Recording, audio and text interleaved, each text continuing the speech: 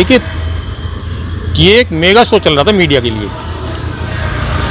ये मीडिया के लिए एक मेगा शो का आयोजन किया गया था, जिसके कारण मीडिया के 10,000 करोड़ के वायरल न्यारे हुए हैं इस मेगा शो में।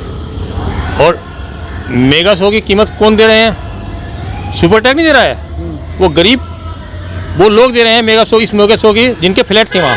उन फ्लैटों के मालिकों को कोई खास पैसे नहीं मिले हैं उनको, वो तो भाग गए हैं। जो अरोड़ा परिवार था, 3 लोग थे, बीवी थी उनकी, वो अरोड़ा जो सुपर टैक्स के मालिक थे वो भाग गए हैं यहाँ से, वो तो इंग्लैंड में है।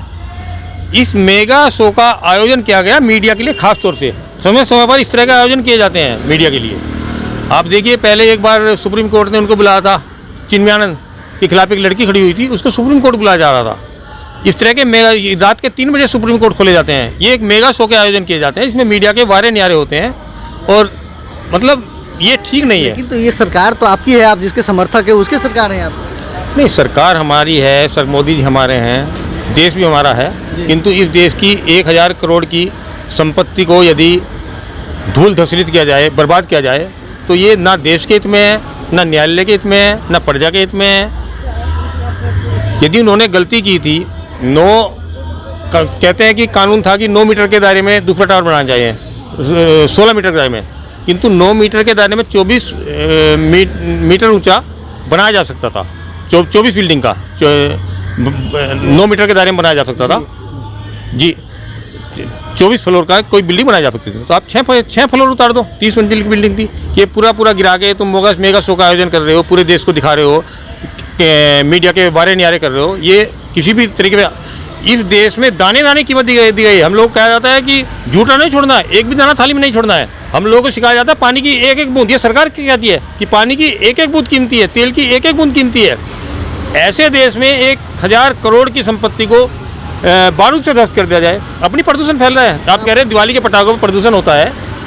लोग बच्चों के 3 बच्चे याचिका लगा रहे हैं HL दत्तू के टाइम में, वो याचिका अभी तक 7 साल से चल रही है। वो कहते हैं हमारे फेफड़े जम गए हैं धुएं से, आज तक ये बच्चे मरे नहीं, जिंदा हैं। और ये कह रहे हैं कि 4000 किलो बारूद 6 सेकंड में गिराया जाता है, 4000 किलो बारूद, उससे प्रदूषण फैलता। दिवाली पर भी इतना बड़ा भयंकर बारूद कभी नहीं फैलता है। दिवाली पर 9 सेकंड में 4000 किलो बारूद नहीं फोड़ा जाता, विस्फोट किया जाता है। अब प्रदूषण नहीं फैल रहा, अब माताओं के गर्भ नहीं गिर रहे हैं। ये मतलब इस देश में 2 कानून चल रहे हैं, हिंदुओं के अलग और दूसरों के अलग। हिंदू जो तीज त्योहार है उन पर प्रतिबंध लगाने के लिए नए बहाने कटे जाते हैं। दिवाली में प्रदूषण है, ये जो में प्रदूषण है। ये जो काम किया गया है वो तो हिंदू सम्राट योगी के द्वारा किया गया है। नहीं, योगी द्वारा कोई नहीं किया गया, ये तो योगी थोड़े थे, सुप्रीम कोर्ट का पहले का ऑर्डर है। तो योगी क्या करेंगे? नहीं, तो योगी साहब तो इस पर एक्शन ले सकते हैं। सुप्रीम कोर्ट के जज किसी की नहीं सुनते हैं, वो अपनी मन चलते हैं। और यहाँ कानून का राज नहीं चल रहा है, यहाँ कानून से ऊपर राज चल रहा है। जजों की नियुक्ति है, वो कानून के अनुसार नहीं होगी। कॉलेजियम का कानून में कहाँ मौजूद है?